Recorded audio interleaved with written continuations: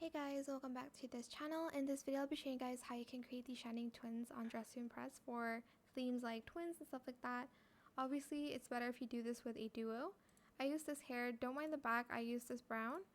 Position the Y at 0.45, Z 0.42, rotated the X to 0.65 and Y to 0.58. Then I also used this short hair here. This one in the same brown and no bangs. Positioned the Z to 0.53 and scaled it to 0.56. For the outfit, let me just remove everything. I only used like four items, sorry.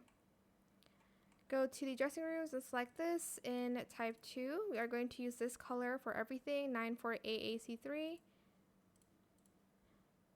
But for the bow, we're going to use this pink FFB5E2. Equip this dress as well in all matte if you can.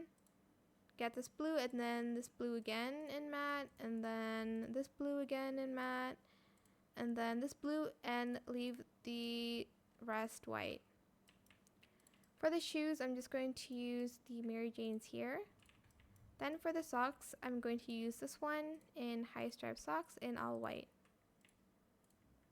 And that is it. Now partner with your duo and you have this cool shining twin character. I don't know what I'm saying, but that is it for this video. I hope it was helpful for you guys.